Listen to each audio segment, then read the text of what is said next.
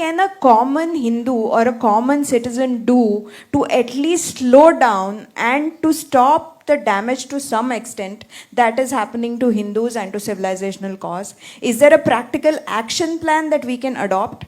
And how do we win this civilization battle in the long run when we know that demography is destiny? I think there's a simpler way forward. Don't release our temples. Declare yourself a Hindu state.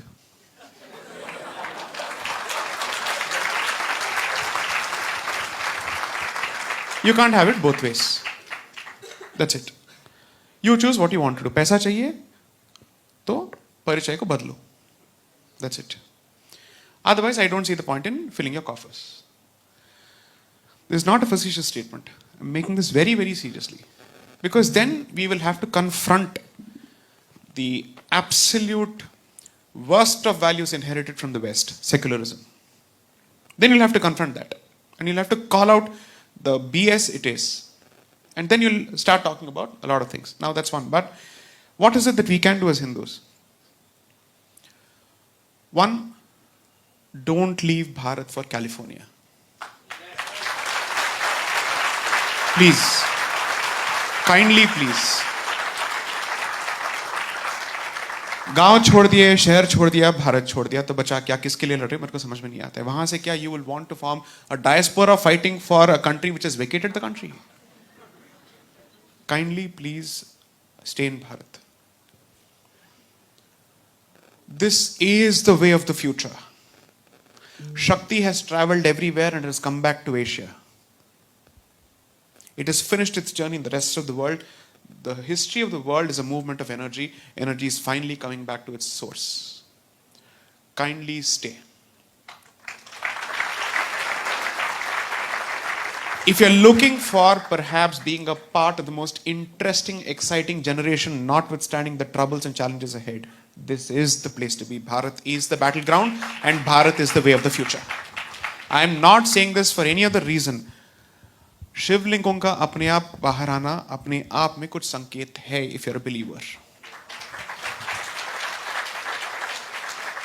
Idols which have been, I'm a hardcore believer. I hope that doesn't offend you. Absolutely not. Absolutely. Hardcore believer. इतनी सारी मूर्तियां जो 400 साल 500 साल दबे पड़े थे वो बाहर निकल रहे हैं. The explosion of interest in Bharatiya Sanskriti is tremendous. The voices that are being produced. I am a low-grade hustler. Ignore me. Look at the number of Shastric voices coming out, trying to protect traditions, who don't get the kind of space and the social media position advantage that we get. So, these are signs. And Dharma believes in cosmic signs. I cannot ignore that. 3. संस्कृति को बचाने से पहले परिवार को बचाइए. जो आपके बच्चे हैं जो वोक बन रहे हैं उनको पकड़िए.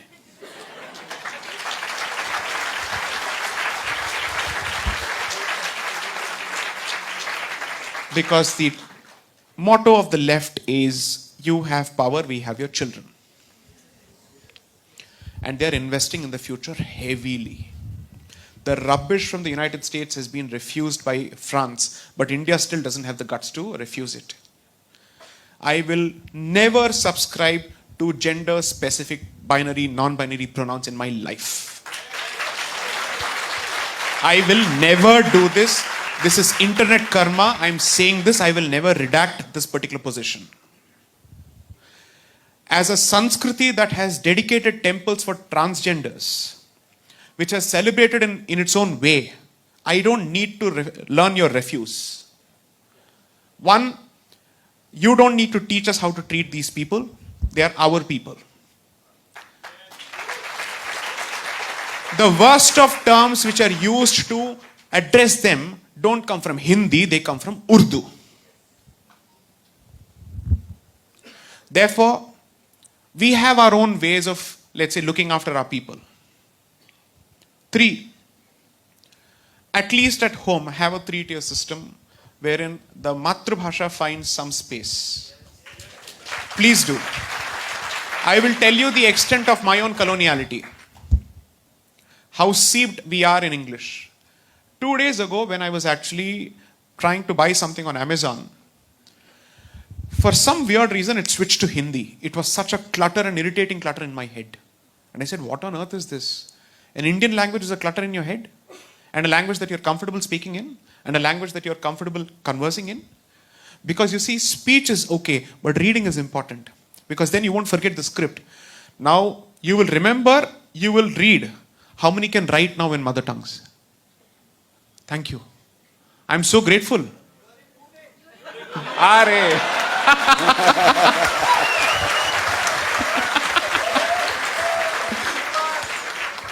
And force your native press to not simply transliterate English words in Marathi or Hindi. Computer ko computer mat bolna. I'll tell you why I'm so proud of Tamil language chauvinism. I'll say this. Let me just answer this question, and I hope I don't offend sentiments here. If I do, that's okay. The point is, the Dravidianists see Tamil Brahmins as Aryans. And we are castigated left, right, and center. Whereas all the prime literature has come from the Tamil Brahmanas. Subramanya Bharati, who they worship, is my distant relative. He is actually the damad of my family. And these are all, he was a cherut smoking Tamil Brahmin. So if you go to Nepal, they have traditions where they castigate Rama because ladki ko diya, dekho kya kar diya.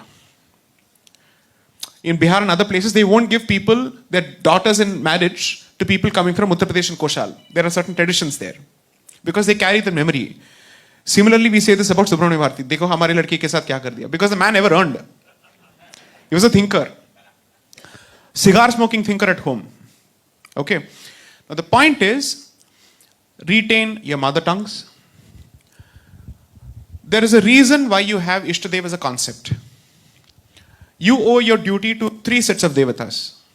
Your Kula Devata, because that protects your collective identity as a group and the traditions that go with it. Your Grama Devata, which is your guardian deity. Your Ishta Devata you choose according to your nature. That's exactly why Dharma offers you this 108 baskets. Choose what you want or mix and match. And choose a deity according to that.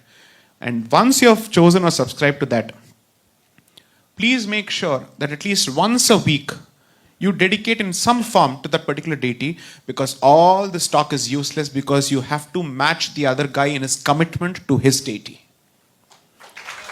And that is something you must learn from them, no matter what. It's not wrong. He is wrong because his point of view is against us. And he has positioned himself as matter and antimatter. But our commitment is where we are fundamentally, let's say, it's a shaky wicket. So, in a previous talk somewhere I said this, the principle is what I'd call the SIP principle.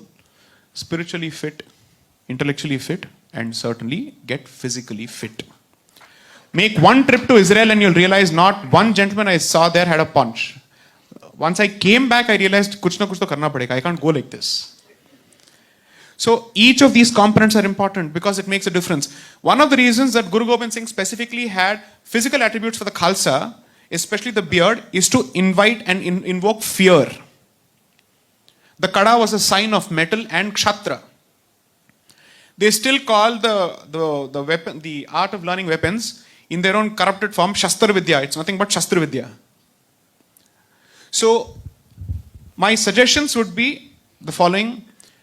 Hinduism, as Rawatji said, unlike Islam, is rooted to a particular bhumi, which is why you pray as you worship to the bhumi as well.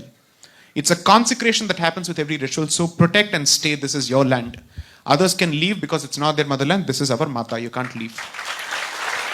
2, protect your children, your language, and we don't have the voluntary concept of zakat, fortunately so.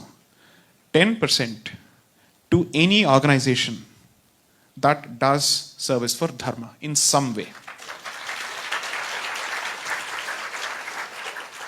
Hindu hai to bandhu hai is the bottom line. Thank you.